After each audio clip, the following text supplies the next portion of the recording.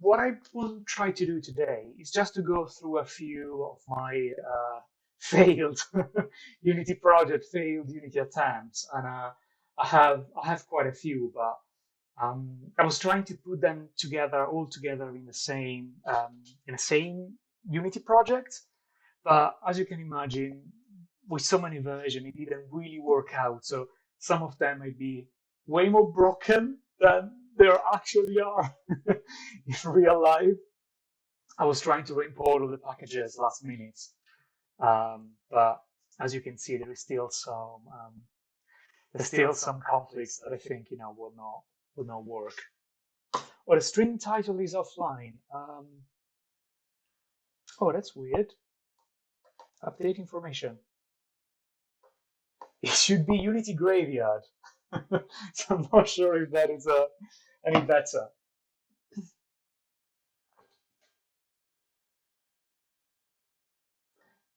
Is he updated now? Oh, thank you so much. Yeah. Um, as I said, it's the first time I'm doing it, so it's quite it's quite amateurish so far. But yeah, I think I will wait a few more minutes and then I will start showing some of the things I have. I think I have like dozens, probably hundreds of crazy projects as I call them. But um, I have only a few here with a sort of common theme, just to get started. And yeah, exactly. And if this is something that people will like, then I'm happy to keep doing it regularly. I think that we're all stuck at home, so I think it's a good way for me to spend some time, and it's a good way I think for people to spend some time as well, see what I've been up to. I have quite a few Patreon that are supporting me, but to be honest, I know that a lot of people tend to be very social and tend to send like, "Oh, hi, this is how I'm doing," blah blah blah, and thank you so much. um, but I usually tend to not have a lot of social interaction with people online as much as I can. Um, and I know that some people don't like it. Some people think that it's a bit cold, but I think it's the fact that sometimes it's a bit overwhelming to receive, so many messages. So I'm always a bit not scared, but I would say like, suspicious, a bit careful, about um, being too personal online or showing too much of myself online. I think it's one of the reasons why I always have like the pixel avatar, which, by the way, you can probably you can probably see in the t-shirt as well. I think you have a brand to keep up. So let me send a few messages. So hopefully a few people can join. In the meantime, if you have any question, uh, just write it in the chat, and hopefully I can answer. Maybe not technical shaded questions. maybe that maybe that could be for another time. But let's see.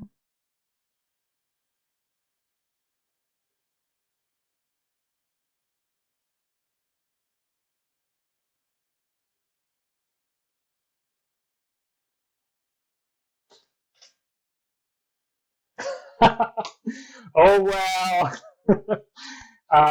Someone is asking where did I manage to get my haircut. Well, I think um, thanks to the low quality of my webcam, which is probably like 15 years old, uh, it looks sharp from the webcam.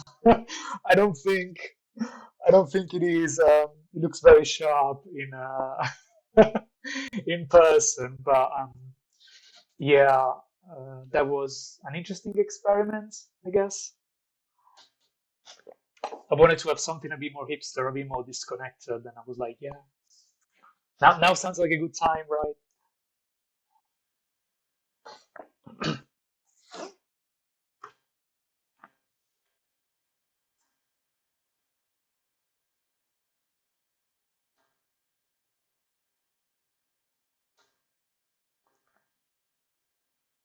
So yeah, I think it will wait just a couple more minutes, a few more people to join, and then I can start showing some stuff. Now, something I was thinking, and maybe you can tell me in the comments. I wasn't sure if it was better to use Twitch or YouTube. I have already some content on YouTube. I mean, I have hundreds of videos on YouTube, but they're all unlisted because those are my lectures. But maybe for the future, it would probably make sense for me to use YouTube. So, do you have any preference? Twitch is not really a platform I know. I make games. I don't play games much.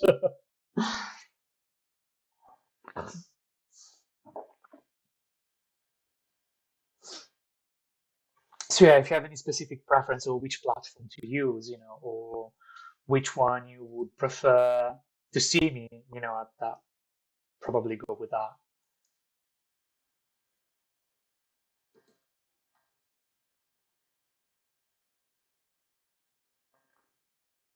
Oh yeah, definitely. I think there's a lot of people on Twitch. It's just that I'm not really familiar with Twitch at all. I never had, I don't really watch people playing games. I think when you work on video games, it's you don't want also to watch people playing video games and playing video games.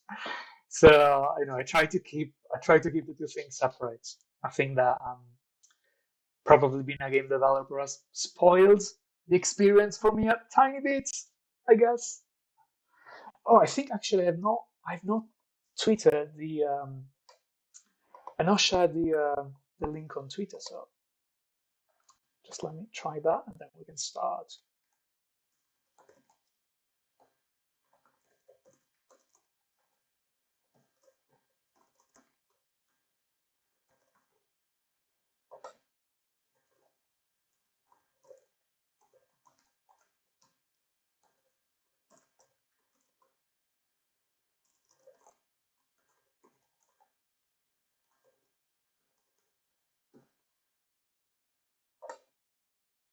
Done. So yeah, I think probably we can start. Oh, I didn't know you could do both. That's how experienced I am with with with those platforms. I also want to thank Federico Fasce that really helped me yesterday getting everything set up. We spent like half an hour setting the audio and testing how if the thing were working. So I'm glad that that has been done. Otherwise, it would have been even messier here today. And again, if you have any question, just write it in the chat, and hopefully I can answer.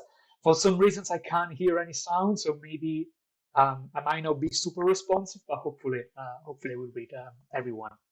So I have a few projects here, all in these Unity projects, and they have a bit of a common theme. Now they will all look very different, but those are all my attempts at remaking existing games, or at least trying to remake some aspects of existing games that I really liked. And I think that this is very interesting. It's a very interesting thing to do, especially if you want to learn how to make games. If you want to learn how to code and become a good game designer, you have to learn two things at the same time, right? And that's quite tricky to do. So it's easier if you just copy something that exists, because you take thank you so much. You take the design aspect away from the challenge of designing something in a way, and you can just focus on the code. And also, like, for me, it's quite interesting because I love to make tutorials more than to make actual finished product, as probably you've seen. So I really like the idea of replicating something in a game and then writing a tutorial on it. So it's quite helpful for me as well from a business point of view. So there have been a few games that maybe are a bit obscure, but probably some of you will know them. So I started these experiments here just maybe last week, I guess. And I actually started when when In Other Waters came out. Now, I don't know if you had a chance to play In Other Waters. It's a lovely game. I managed to play a rest a couple of years ago, and I was super impressed. It looked a bit different. Well, it looked similar, but it had a few differences. So I think the game really took a slight different turn from what I played originally, and even the trailer, you might have seen it's a bit different. And I loved the design of the UI, like everybody else does it. I loved how slick it was. I love how mysterious it was, and that you have how diegetic. You had to touch all those things. It really looked like a weird interface. Yeah, that's so cool. Um, so I wanted to do something like that for a long time. I wanted to do a game with a sort of alien interface for a long time. And one of my absolute favorites is Mirror Moon. Now, raise your hand if you have played Mirror Moon. It's a few years old. I think it was one of the sort of first generation indie games from Santa Ragione, and I'm obsessed with the games. I'm obsessed with their stuff. And basically, I love how you have this weird alien interface, and you just have to learn to play and to learn what those controls do as well. So my idea was to have something similar. So was to have a game, if you want, that it's in space, and you're surrounded by the sort of floating interfaces, floating sort of devices to control your spaceship. And you can see here one of those ones, sort of like monitor, like hexagonal monitor for your spaceships. And I sort of I wanted to have this feeling of isolation and this feeling of trying to understand, something else, another world. And so I had this idea of basically having those interfaces floating around you, and you see stars in the background. And when a star passes in front of your monitor, you can see an overlay of information on front of it. So you can see that when a star sort of enters into the some arrows in the background, enters into the monitors, some hexagonal sort of display appears over it. And when there's a bit of lag on them, so there's a bit of refresh of the monitor. And I really like this idea of having to sort of orient your your spaceship in space and trying to find stars, and maybe if you can get a star at the center, you can probably scan it for light, scan it for signals, or maybe there's a star and you can see like on another monitor the sort of the telescope data. You can see maybe if there are exoplanets. You can look for like transit in the dips in the luminosity of the star. As some of you know, exoplanets are uh, one of my many obsessions, I guess. Um, oh, so yeah, I just wanted to have something like that, which is a bit of In Other Waters and a bit of Mirror Moon sort of joined together. And my idea was to, I knew this game was never going to happen, but this was time's time. My idea was to call it like Fermi, like the Fermi paradox, because I've seen a movie a few months ago, Ad Astra. I think it was called Ad Astra with Brad Pitt. And I think maybe I'm going to do some spoilers now. But basically, the Fermi paradox was part of the plot of that movie. I'm not going to spoil it. And so maybe I wanted to do something similar, uh, which I think was really interesting as a concept. The movie itself wasn't. I don't know. Let me know if you liked it in the comments. But um, I didn't particularly enjoy it. But I think that specific aspect was quite interesting. I think it's one of the few things that I really liked about the movie. But again, I'm not going to spoil too much. Um, I'm not going to spoil too much about it. Let me send some notification. So yeah, so basically it was the first the first dead prototype. I would love to resume it at some point. The problem is that I know that what it takes to finish a game, it's not what I enjoy doing. I enjoy doing the actual, funny bits, the actual mechanic, the actual game stuff. Um, the rest, I find it very boring. The setting systems, the menu, I find it impossibly boring. What I think is really interesting is that I spent, I know, right? So God, it's so boring. And the certification, if you have to go through stuff like Sony or Nintendo, I hate it. I absolutely hate it. So something that I think it's really interesting, and I'm not sure if this is exactly what it's done on the ISS, but maybe it is. And I'm trying to, I need Scott Molly here. Um, so I was trying to design this hexagonal interface, hexagonal sort of monitor, and I wanted the area of all those pieces to be the same. So I wanted like all those 1, 2, 3, 4, 6 parts have the same area of the center one, so that there was some sort of balance. And so I have here my math notebooks where I have all my crazy.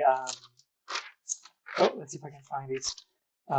Where I have all my crazy equations when I have to derive something, and I was trying to, find, proper the radius of the circles so that the areas can be the same.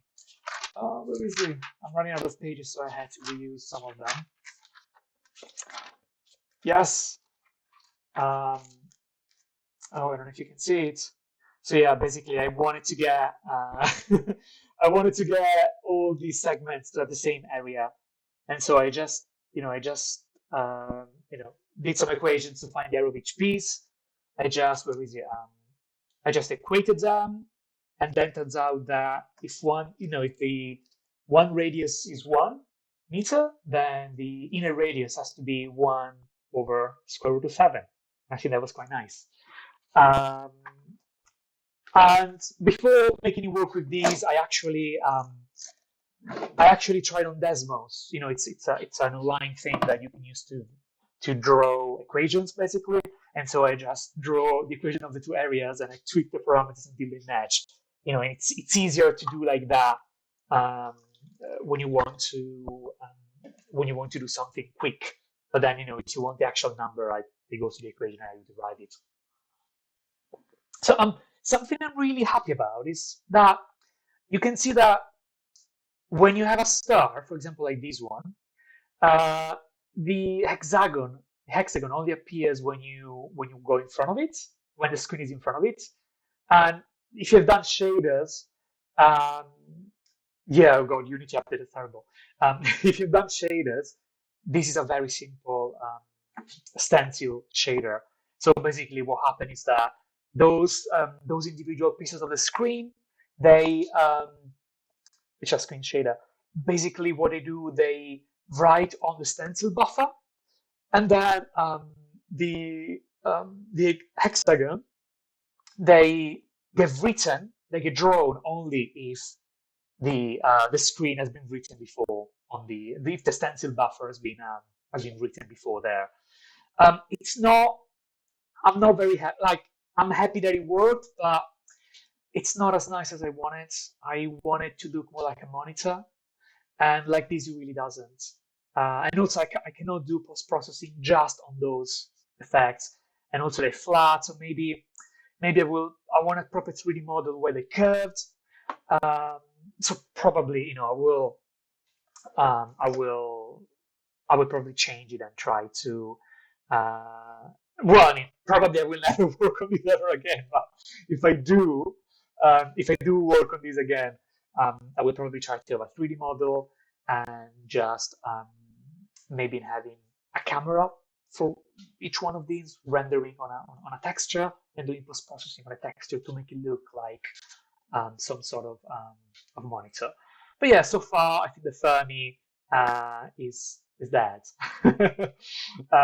That's how far That's basically how far it went for me, this game. So, do you have any questions about this?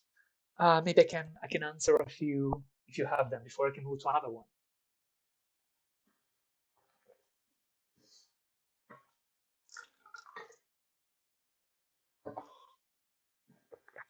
I think there's a bit of delay, so I will wait a bit.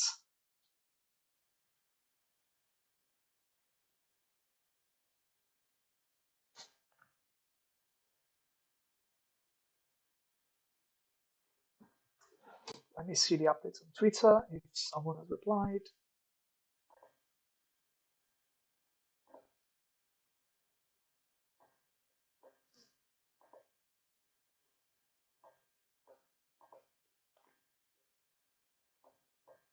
Awesome.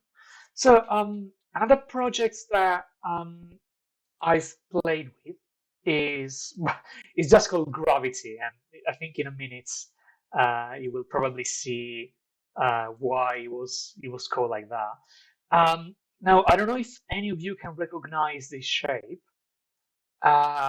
So a few years ago, there was this game that I was obsessed with. I think it was on itch.io, but it never. I think it sort of disappeared. It was called Goodbye Solid Ground, and I think the idea was absolutely amazing. You have this neon colored spaceship that it's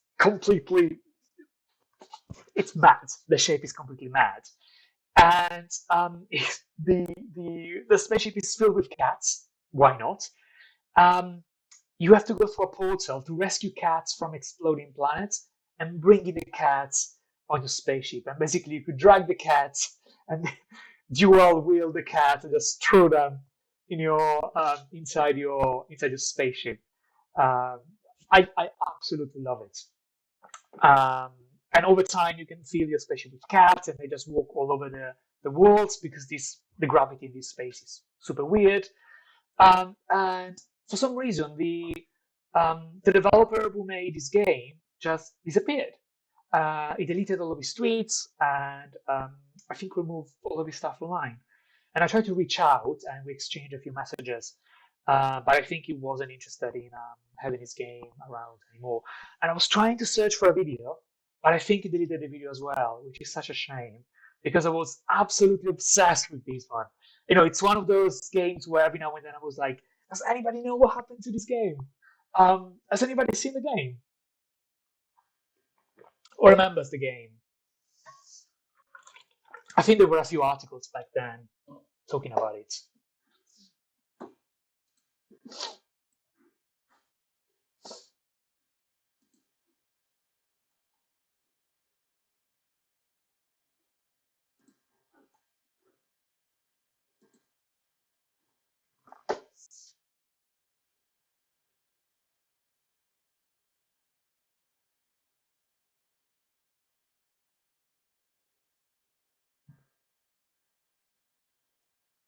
So basically, what I was trying to do with this game, well, game it's a big word, was replicating the sort of circular structure of the spaceship and having the typical radial gravity that you have on planets, but instead of forcing you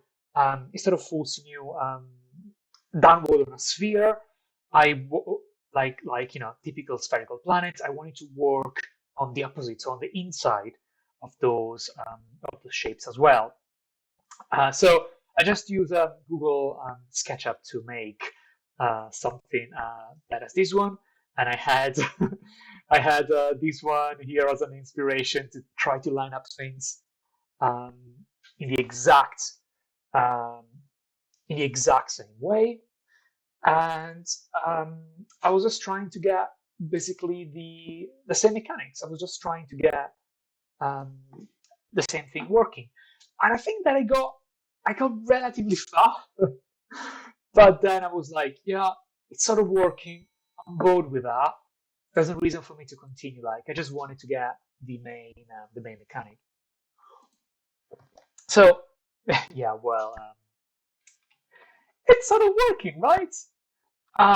You can just walk over over the curved surfaces of the shape, and you can just rotate around and look at stuff. So I think that it sort of works. Um, it's very rough, like most of my prototypes, but I was happy with with the fact that I managed to achieve this. And I know that a lot of people they have done radial gravity for planets, so there are a lot of tutorials. It's very common. I wanted to have a twist on that and having it on the inner edge rather than on the one outside, basically.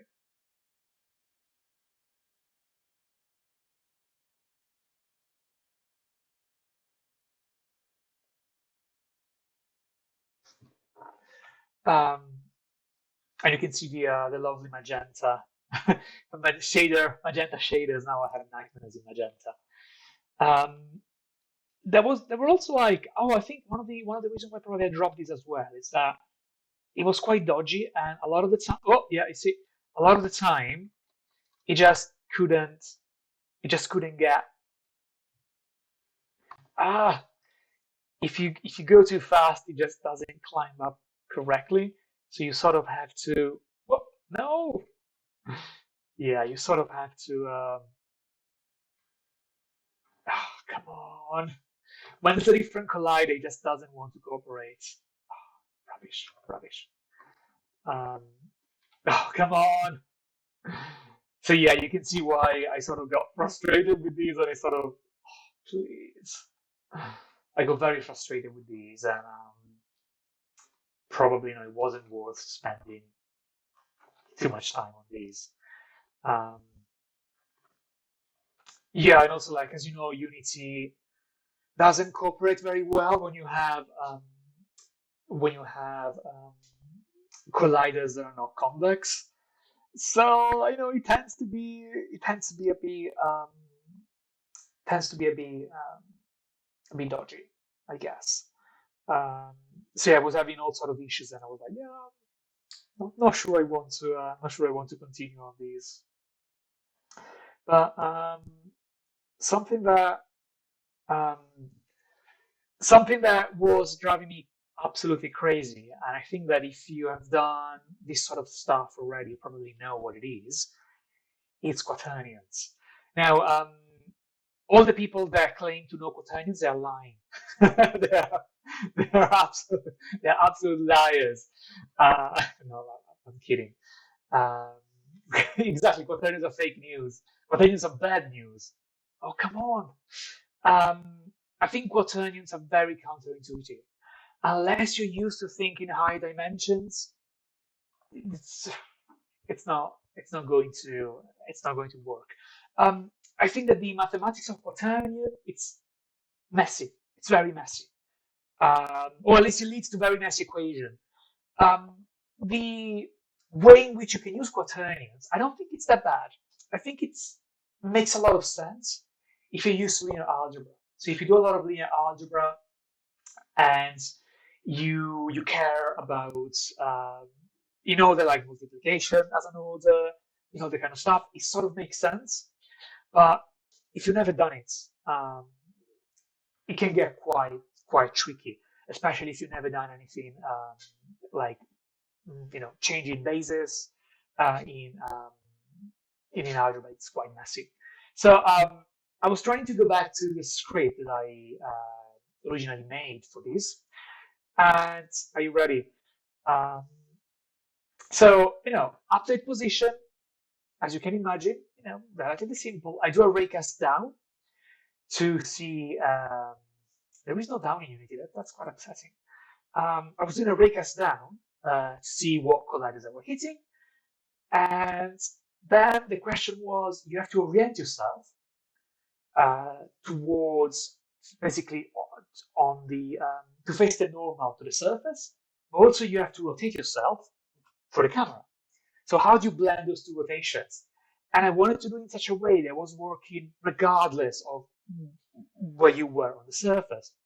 And so I tried endless solutions. How many I tried? I tried 1, 2, 3, 4, 5, 6, 7, 8, 9, 10, 11, 12, maybe 12 or more different ways of blending the quaternions. Because I sort of remember how to do it, but then when you actually do it, they don't work as expected. And for example, like this was working. Like a lot of the sort of vanilla ones, the trivial ones, were actually working as I wanted them to do. But then they go crazy at the bottom, which it means that they work on this sort of surface, but they come on. I think my Unity died. Basically, if you're on a sphere, they go crazy when you try to go here on the bottom. So you can't really move anymore. You sort of get stuck in there. So it wasn't a very good solution. So sometimes vanilla solutions work until you have to make until you have some weird geometry, and then they don't work anymore. So in the end, what I ended up doing is just like rotating based on the normal of the surface, and then doing the other rotation. It's 4 lines of code, so it doesn't look complicated, but I think it does look complicated when you realize that you have to get there. You have to get to those 4 lines of code, and I think it's true for most of my tutorials. I show how they work, but to get there, oh my god, it took forever, even if it's 2 lines of code. And this is it's a criticism I sometimes get. I have people saying to me, "Oh, you're writing something very simple, but you're writing like 5 tutorials on it." And I'm like, yes, but I'm writing 5 tutorials on it because to get there, those are the things you need to do. Maybe it's 4 lines of code, but each line of code needs to be unpacked. You need to understand why it's written like that, why it works like that. And I think that for me, the process of getting to those 4 lines of code is more interesting than just showing it there. Because if I show you the lines, you can only do these. You can only do these exact thing. But if I show you how to get to those lines, then you can probably reuse them, in any other situation. Or well, not reuse them. You can take the same knowledge and reapply it to the situation in which you have to do quaternion rotations on curved surfaces.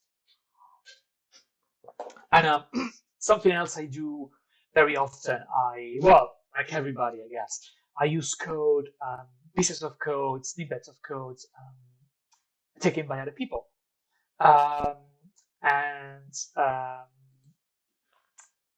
Every time I do it, I keep a link to the original place, Stack Overflow page where I found that. And I think it's good because I sort of give credits to the person that wrote the piece of code, but also I know where it came from. Very often you find solutions for your code for something different. So it's good to know where they came from, and there is a discussion there as well. So if they don't work, if you forget how they came to be, you can sort of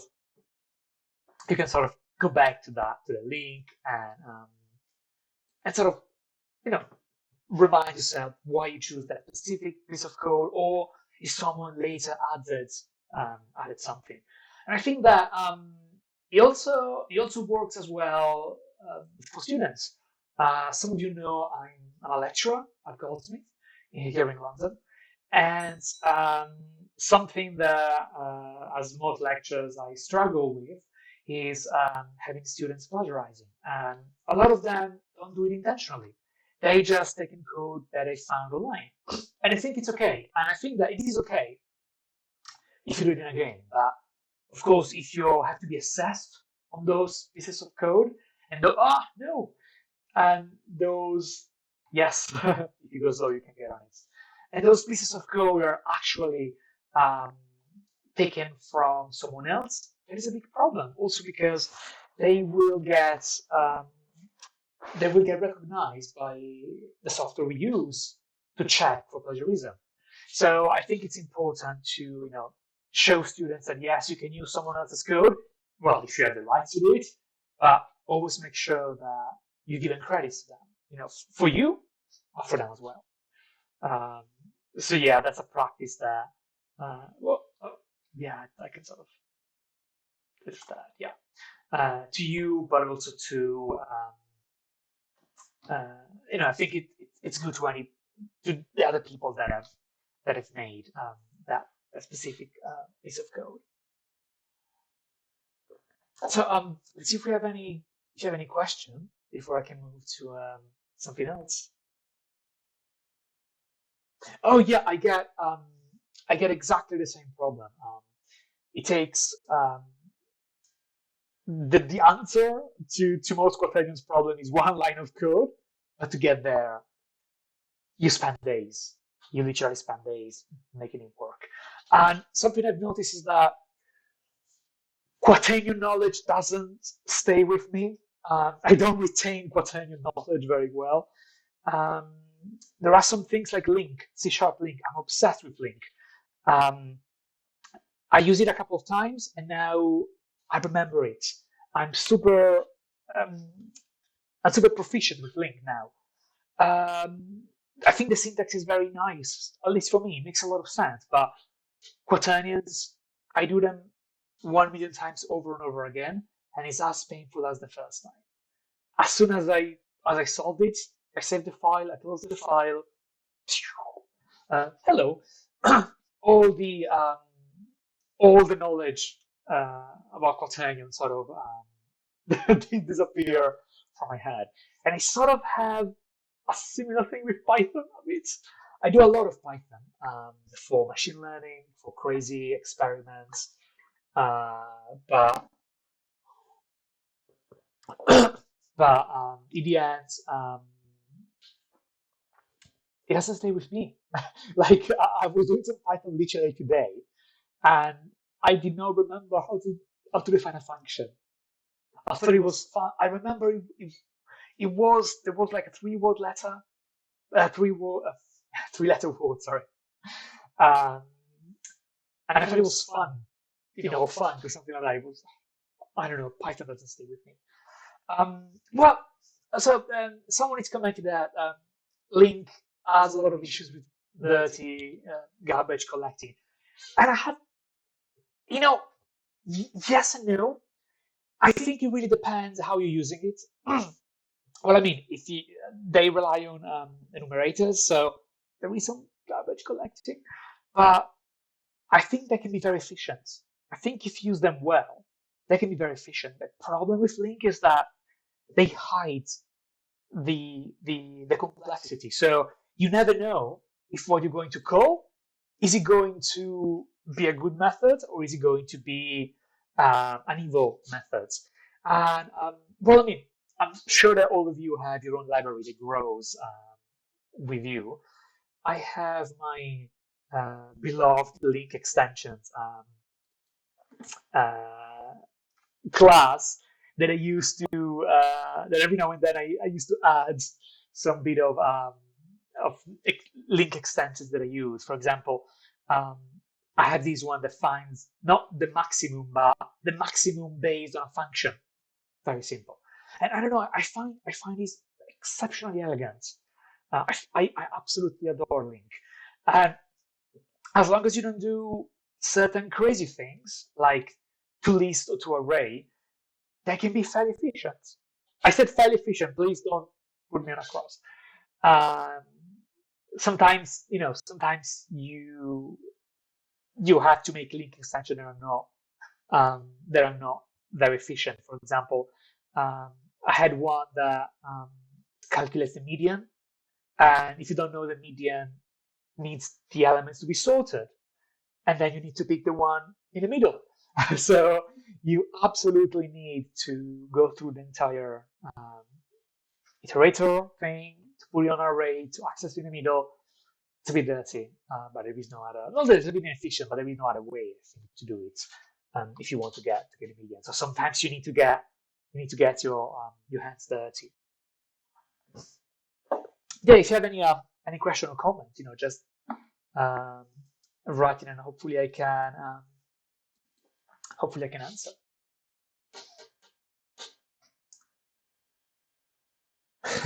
Yeah, well, I think that quaternions.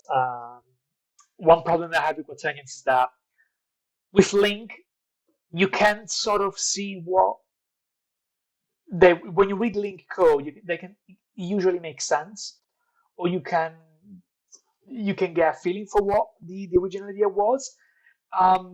When it comes to quaternions, I look at them and I'm like, I have no idea what this does. I have absolutely no idea what this does. I don't know, maybe it's because I don't use them that often. Maybe that's the only reason. But yeah, I find them not that nice. But again, I think Unity did a relatively good job making it that working. So let me see if I can show you something else. I show you Fermi, I show you gravity. I can show you this one. Let's see if it works. So I've been obsessed. Well, not obsessed. Maybe that's. I've been pleased with a game called. Let's see if you've seen it. While True Learn. Oh god, the quality is terrible. I don't know if you've ever seen this game. I think it's quite popular actually on Steam. So basically, you're building a device to translate what a cat is saying. You're building basically a neural network to translate what your cat is saying, and it does so by slowly showing you very simple machine learning techniques and progressively asking you to build more complex ones. I liked it. I stopped playing it because a lot of the challenge was about load balancing rather than actual artificial intelligence.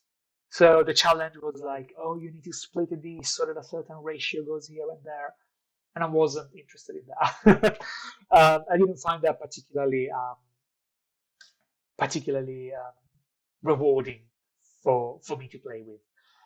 So I sort of stopped basically playing after I saw that it was getting more and more of these. Maybe it gets better, maybe changes after, but that's the moment where I stopped. But I've been obsessed for a long time about the idea of making a game where you actually build neural networks to solve problems. And so I started working on this game here where you basically connect nodes of a neural network. And those are the inputs node. And this is the output node. And those are neurons that you have in between. And the idea is that it's a bit like a shader graph. You can connect the nodes, and you can see live what they recognize. So the thing they activate. So this is basically X is an input, and you can see this line because basically that's an identity function. Basically, it's a line in 45 degrees, and this is a 1.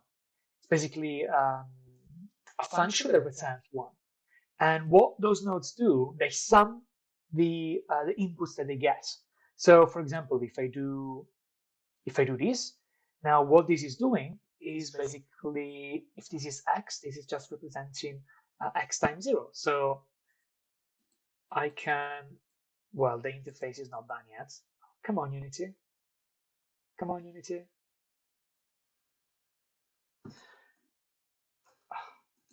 Unity is driving me crazy.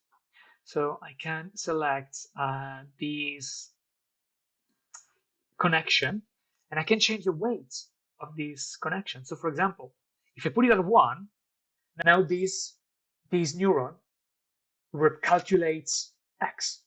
So it's identity, exactly the same function. But if I put a 2 here, so if I multiply this input by 2, now this is 2X. And it's actually clipped between 0 and -1 and +1. or I can change it to negative. Wrong one. I can change it to -1. So now this represents -x. And I can connect this one. And now this is -x plus 1. Wait, let me change this. Plus 1. And so by tweaking those one, I can actually represent every line on the plane. And this basically is a base perceptron. So it's a line that splits the plane in two. And the idea is to using more and more of those to get more complicated shape function, so that I can basically fit different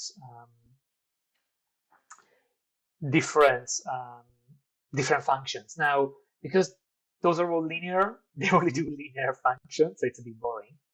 But probably is not as nice as some people were expecting.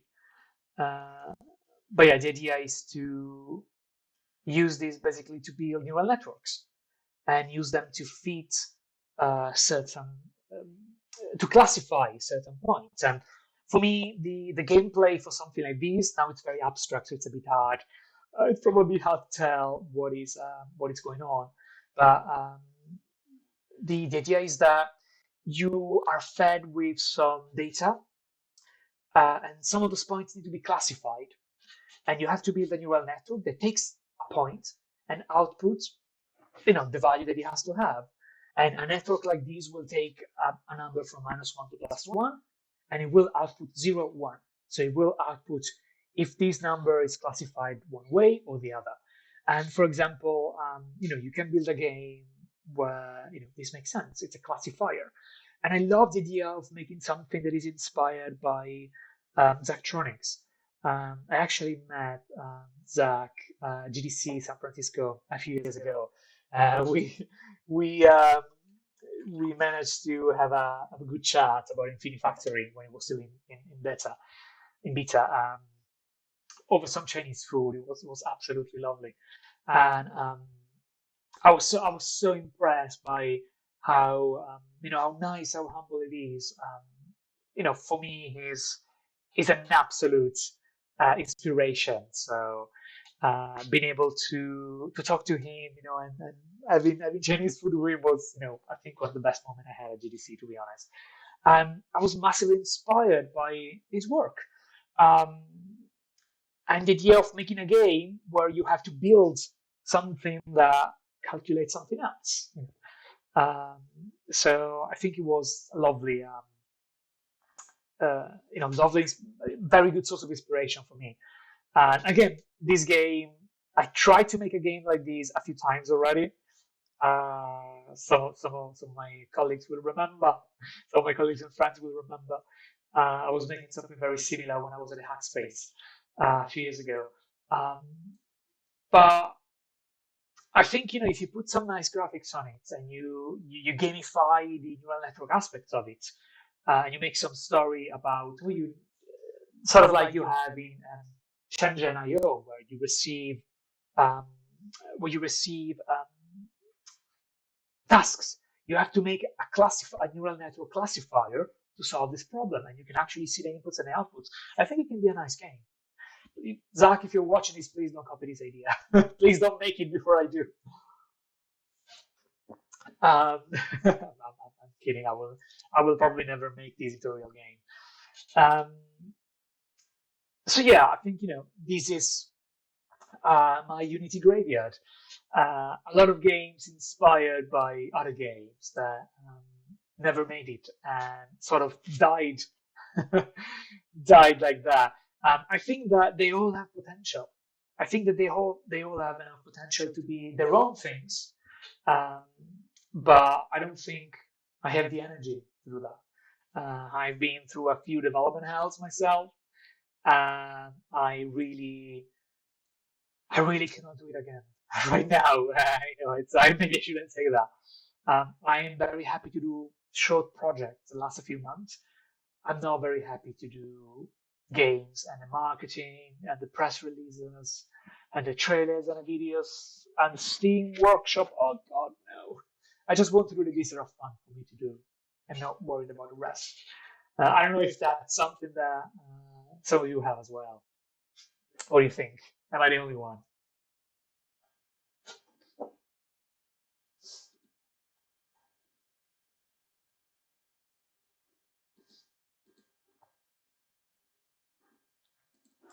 Let me see if we have some replies.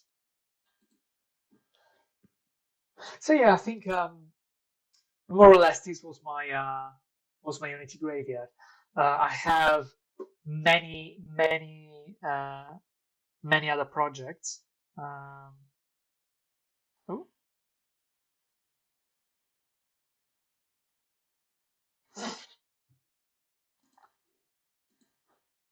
I have many few other projects, but I think if people enjoy these, I will leave them for another time.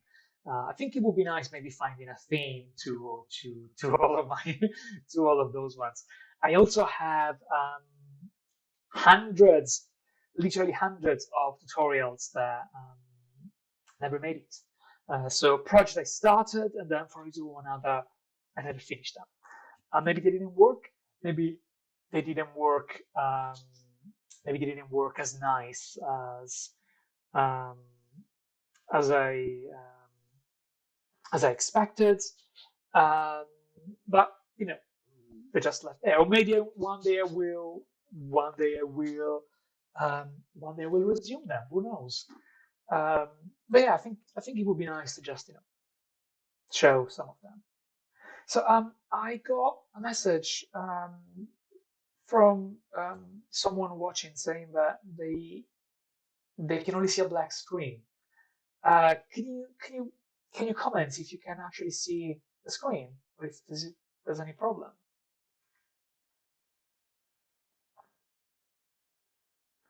Well, it's the first time I'm doing it, so I'm sure uh, probably are a few issues.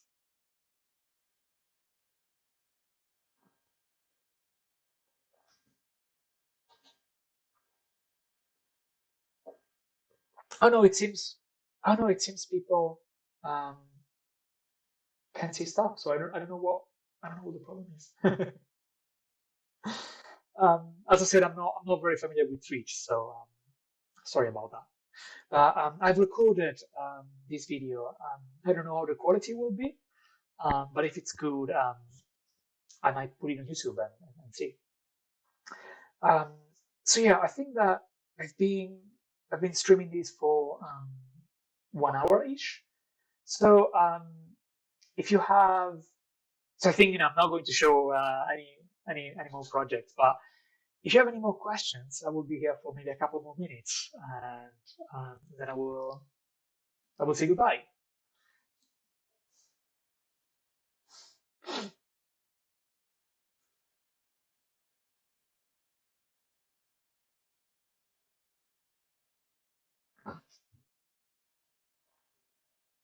Oh, so one of the questions is if I ever consider doing shader streams. Um, yes and no. Uh, um, I would love to do it. I don't know if it will be as nice as her streams. I know that she's done some very long one. And probably my streams will be mostly Googling solutions and cutting and paste, which is not as fun. I feel that I can probably stream some other things like C# code, where I'm much more proficient. I know, right? Weirdly enough, I think I'm much more proficient in C# than shaders. Can you imagine? Um, when I have a problem, I still go back to my own tutorials and try to find pieces of code I wrote before to make stuff working. Um, I think Freya, she's much more experienced with shaders, with her background and with everything she has done.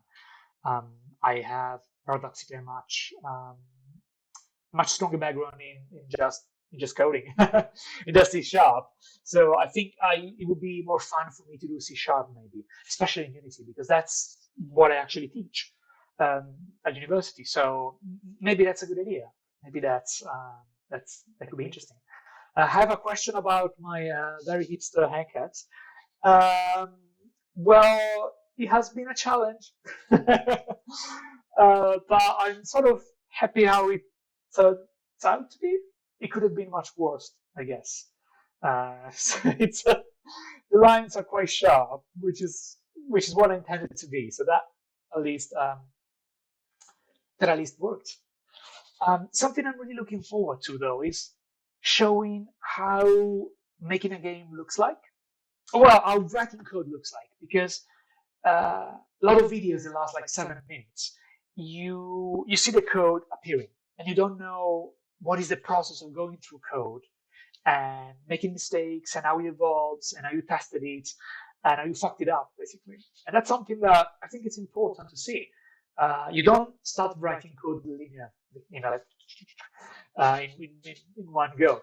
I think you write a piece and you incrementally make it work, and you try and you test it and you break it and you fix it. So maybe that's more interesting, seeing how you write code naturally and how you solve a complex problem by starting from an easier one and then building out from that. I think that could be much more interesting learning experience than just me coding. And also, like, there's always the thing, oh, what if the stuff you want to do doesn't work? So that's a bit terrifying for a lot. That's a bit terrifying for a lot of people. But I think it's every lecture's nightmare, having stuff that doesn't work live when you do live coding. I have mixed feelings about it. I think it's okay if you make a mistake, because that students see how you fix it and how you debug it. If you really can't fix it, that probably is where where I think it can get a bit awkward. To be fair. But yeah, are there any other questions? Let's see if I can answer a couple more. Oh, it's annoying. Now that I want to leave, more people are coming.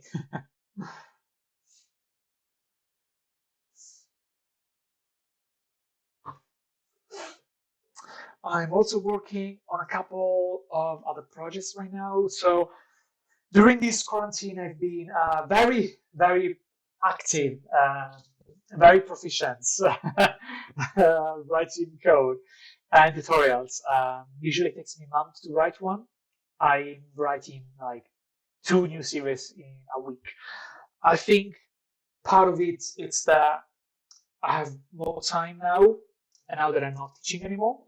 Part of it is that I'm very stressed, as you can probably imagine, and as all of you are.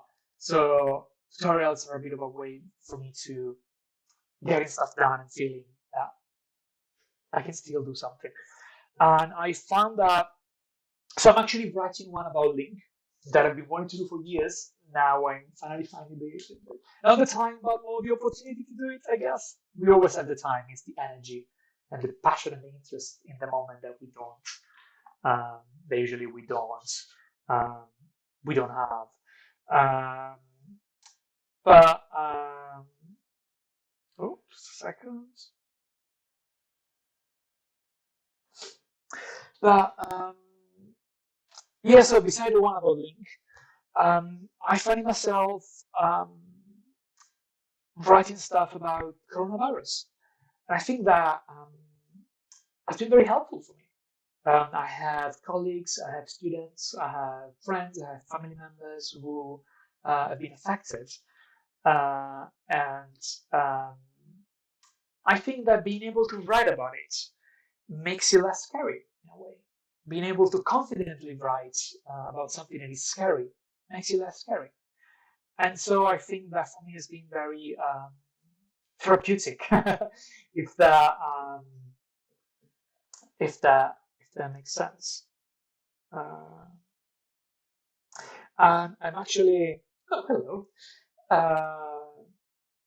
I'm actually working on something about the coronavirus right now that is a bit weird and unusual. Um, and maybe I don't know if people will like it or not. Um, it's a bit weird. I'm not going to spoil it yet, um, but I think it's interesting, and I think it sort of make it less scary in a way. Let me see if I have an image I can show you. So it's for a video, and I want to have a video that shows the entire genome of the novel coronavirus. Um, as you've probably seen, I wrote a tutorial on simulating epidemics. So this, I think, it's very time appropriate, I guess. The video itself will not be really useful in that sense. Maybe it's interesting. I wouldn't say it's going to be useful. But yeah, I sort of had an idea on how to make this sort of fun, or at least ridiculous. And that's probably what I want. Making fun of not the situation, but making fun of the virus itself. Making it ridiculous in a way that it can be less scary, I guess. So maybe that could be subject for another for the live stream, I guess. But yeah, if there are no more questions, if there are no more questions, I think I can stop here. What do you think?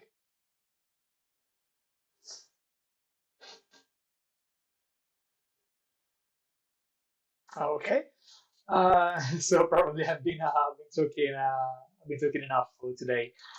So thank you so much for all the ones that decided to spend an hour with me.